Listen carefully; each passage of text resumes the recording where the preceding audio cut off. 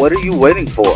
Come join the geek. What's up, guys? Welcome to today's video. In today's video, we will be talking about episode 4 of Gotham Knights entitled Of Butchers and Betrayals. That title is very fitting, and I will say this has to be the best episode of Gotham Knights thus far. I know I have been very critical of this show, but I really enjoyed this episode. This episode had me locked in, and that's a tall order for me because last episode I was completely tuned out. What I will say is Turner grew on me this episode. Turner grew tremendously on me. The mystery of the season with the court is growing. They're not in hiding anymore. When the court showed up on screen, I was legitly terrified. And this isn't going to be a review of sorts because I didn't really take notes. This is just going to be my overall thoughts. So bear with me, guys. But I know that we started we started the episode out with the apparent suicide of Pericles Jones. He was Bruce Wayne's lawyer. I believe that's what Turner said. And apparently that was like a few months ago or a year ago. I'm forgetting the actual timeline of it. But we start the episode out with that. We see he's going crazy. He's saying the owls are here, the owls are coming, and he blows his brains out in the park in front of a whole bunch of people. That's how I knew this episode was going to be something crazy. So we start out with that. Then we jump to the team in the belfry, I think they called it, that little room in the school. They are like still diving deep into this whole Alan Wayne thing, and I'm liking their teamwork on this, trying to solve this in order to see how far back the court goes. As they are doing that, Duella's just riding around on a scooter. Harper's helping look into this stuff, and Cullen has another idea that the best way to find out more is to break into GCPD, excuse me, and find out more. Get the rest of the medical files and the police records on what they have on Alan Wayne's apparent suicide. A bout of dementia, and he fell into a hole. That's when the Talon dagger drops on the floor, and they recognize the indentation. It's the same as what was on Alan Wayne's body, the wounds that were inflicted on Alan Wayne's body. The court has been around for quite a while, and I'm liking how they're doing this because the court isn't just some random villain. It's been a antagonizing force in this world for years, and nobody knew about it. The people that do know about it are keeping quiet about it, or they're in league with the Court of Owls. Now, all I'll say about this is, man, this episode really dug deep. It really dug deep into this, and I loved every minute of it, guys. I can't even sit here and lie. I loved every minute of the Court of Owls mystery, of everything that was going on. I will say the whole subplot with Duella and Carrie going to see Eunice, the daughter of the Gotham City Butcher, who was like a circus performer, but he was also killing people at night. I laughed at that too. This is good storytelling. It's a good way to flush out, this entire season. So anyway, they go see Eunice.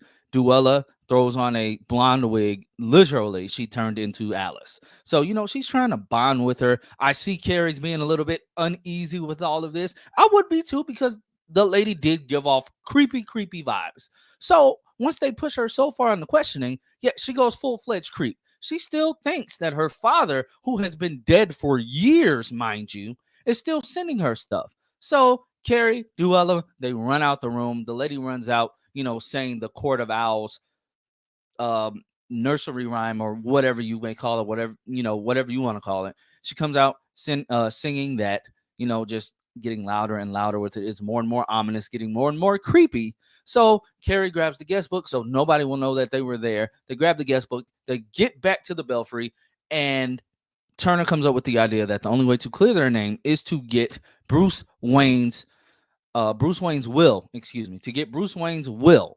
Once they get that, they can see that it was changed and that he did not kill him for his money, because apparently Bruce Wayne did change his will. The only person that would have it would be Cressida. This is where the title comes in handy. First of all, Gotham City Butcher of Butchers, and the betrayal, he finds out that Cressida has been betraying him from the very start.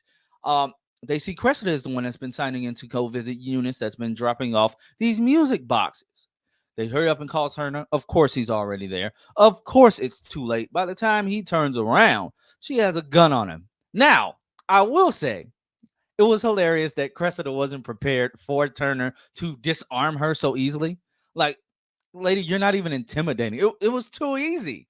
But this is when you get to the part of the episode that literally made me jump a little bit because I was not expecting to see them show up. You hear the voice of one of the Court of Owls members, and then you turn around and you see them walk in with those big white masks. I sat up in my seat and I said, okay, now we are getting somewhere. Court of Owl members walk in, they start telling him like all he has to do is just align himself with them, give up the location of the other runaways, basically betray his team. He'll be a Prince of Gotham again, yada, yada, yada. Good on Turner. Turner basically gave them the finger, said, no, I'm not going to do that. I would never do that. So then they said, well, then you die. And then here comes Talon. Here comes Talon. And rightfully so, Turner is freaking terrified. So here comes Carrie Kelly to the rescue. Carrie Kelly comes in the window. I really wish that they could have done better with her suit because now she's literally just wearing a Smallville-esque jacket, a red jacket, looking like We Are Robin. Is that what they're going for? Like the We Are Robin thing? That's a nitpick. I'll leave it alone. So they escape to the Batcave. Talon follows them down there. They blow Talon back. He gets crushed by rocks. They get back to the Belfry. Turner is talking to Stephanie about, how he feels and, the emotional beats of the story. But when we jump back to the court, and at the same time that we're jumping back to the court, they are putting two and two together about who Talon really is. Turns out, apparently, it's the Butcher of Gotham, Eunice's dad. Talon is a zombie kind of sorta, And we see him literally respawning on the table, his limbs straightening back out, everything like that. He's respawning on the table. So, me thinking that it was Lincoln March this entire time, should have known. The CW, DC TV always like to throw in red herrings, characters that you think will be somebody. They are not. I should have learned my lesson a long time ago. I just didn't give Gotham Knights that much credit, I guess.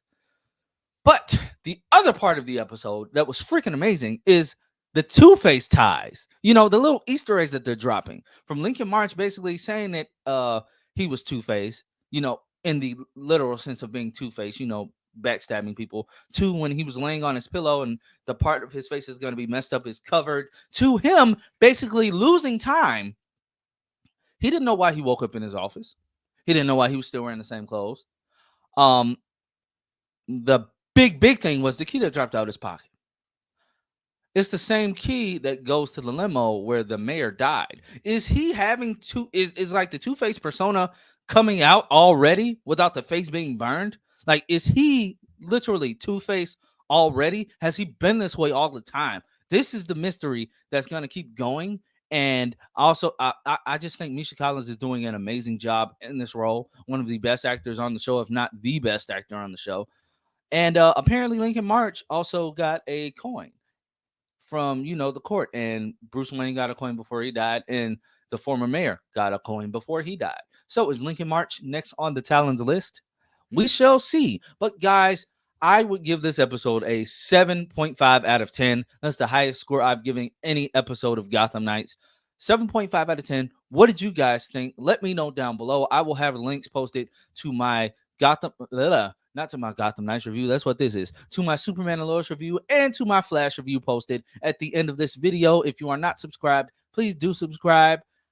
Turn on the alert so you never miss a video. And guys, I will check you next time. Please continue to join the Geek Drums Nation.